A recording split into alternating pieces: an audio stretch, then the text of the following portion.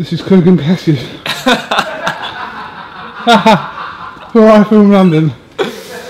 With me I've got Brian Rose. How are you, Brian? Before you talk about me, what's up with you? You sound out of breath. I'm alright. You sound out of breath. Will you tell him why? He's just been doing body belt. You only threw about 5 punches. 5 punches? Deep breaths. Anyway. It's not good. Brian, world title Eliminator, 26th of October, Sheffield Arena. JAVIER, Francisco, Maciel. What do you know about him? I mean, I'm only going off what I've seen on YouTube videos and obviously off his record. He obviously punches with a bit of power. He's knocked out 20 out of 30, but I don't think he's been in with the sort of people I've been in. You know, I've boxed Prince Aaron, Sam Webb. You know, they're not world-class fighters, but they're good fighters. I think he's never boxed out of Argentina. I think he might have once or twice. So, and when he has, he's been beat. So there's no doubt he's a good fighter, but we can't really tell how good he is until he comes over here and fights someone like myself. 2 defeats he suffered. One, interestingly, to Dimitri Pirog. Have you managed to have a look at that fight? With Pirog, Dimitri Pirog, one of his defeats. Have you managed to have a look at that fight? I haven't had a look at that one. I know Bobby has. Bobby's had a look, and you know, Pirog's a good fighter, and for him to go the distance with Pirog's a kind of a good thing for him, but it shows that he's got a good chin. So, I mean, I'm not one of them fighters to go looking for a knockout anyway, so whether he's got a good chin or not, I'm probably going to box his head off for 12 rounds, and that's what I'll look to do. If the stoppage comes, it comes. You've put together a 10-fight winning run since your defeat to Max Maxwell. Do you feel like you've received the credit that you perhaps deserve, or not really? I think when I was co-promoting the shows with Steve Wood, I don't think you get the recognition until you fight on Sky Sports. And for the Sam Webb fight, which was a really good win, not many people knew about it. And the fight before that, the Vivian Harris one, where I actually knocked someone out, which doesn't happen regular. So I didn't probably get the recognition I deserved then. But now Eddie Hearn's got me fighting on Sky, and I think I'm getting the recognition I deserve now. And you know, my last few interviews have been a bit negative because I've had problems and things haven't run as smooth as I wanted them to because of my back. So now it's all about being positive, and I know this fight I'm going to prove to everyone what I'm capable of, and that's more than I've been showing the last few fights. I'm fucked. I am, honestly. Just tell them I've just done it. It's not been like an hour. No, you did a bit of body belt. You only did about a minute though, mate. So I was on 3 minutes. You didn't do. Did you do 3 minutes, Eddie? On and off. On and off. That's what I mean. You're throwing 10 punches, then having a break. Imagine if you did that in a fight. Yeah, but am I a fighter? No, you shouldn't have put the gloves on then.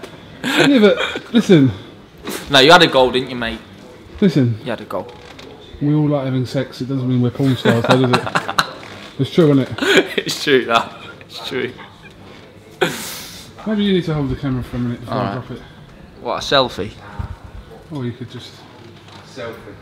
Or you could just film me. Right. See how... I don't know how to do this. Just hold it. Alright. See a bead of sweat there? Is that gone now? Okay. Yeah.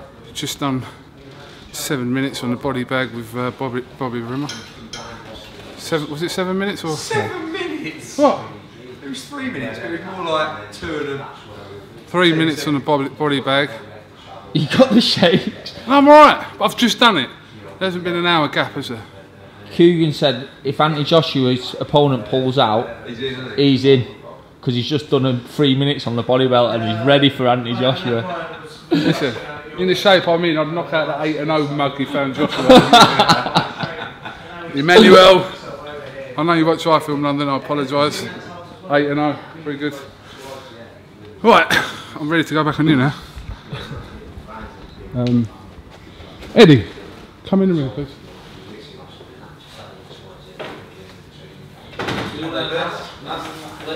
Oh!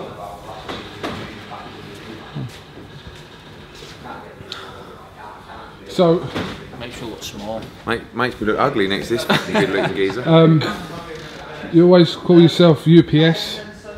That you're delivering this man a world title shot. Yeah, it's one of the famous final eliminators. Everyone's cottoning on to the final eliminators now. I've noticed that all other fighters that aren't with Matchroom go, I've got to get myself in a mandatory position. Yeah, everyone takes the mickey. It is the most obvious route.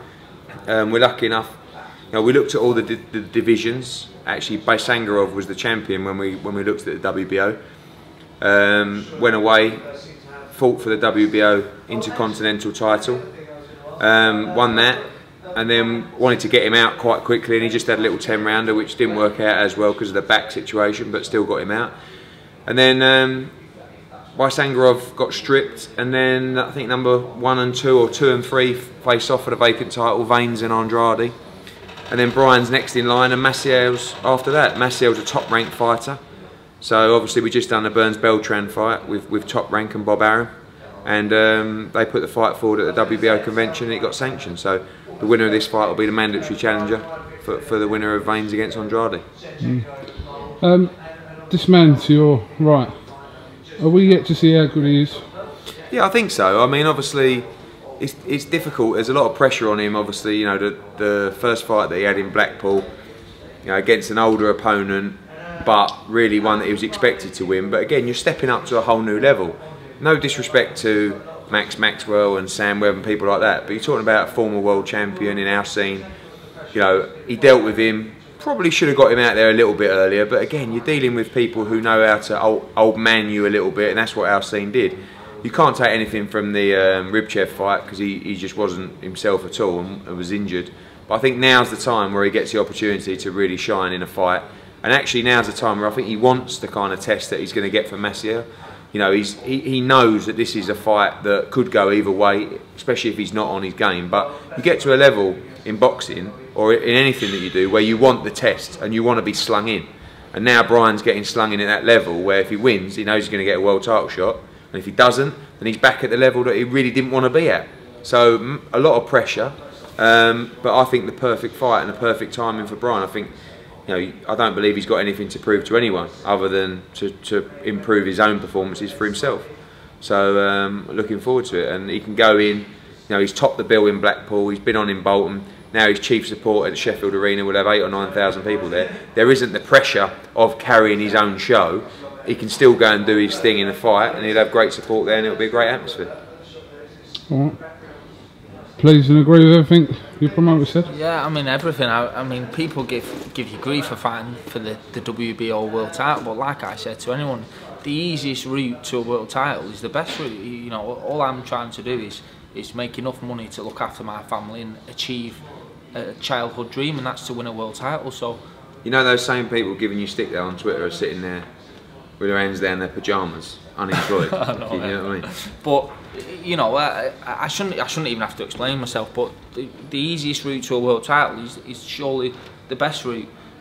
So, and I'm not saying it's an easy route because it's a really tough fight, and I've still got 2 more fights before I can actually be a world champion, maybe more. So I think it's the right fight for me, and one that I'm very positive of winning. And I think I'm going to show the real me that night. You know, my last 2 fights I've not been the sort of fighter I'm showing that I am in the gym. Obviously because of my back, but people don't believe your excuses until you actually go in there and prove it, and that's what I'm going to do on the 26th of October. Alright, Brian, Eddie, thank you very much for talking to us. You're sweating like a pig, you're. Bye from London. All round the back of the ears as well, I've never seen that before. KUGAN CASSIUS with Eddie Hearn and Brian Rose for I from London, thank you very much. Matchroom Bids.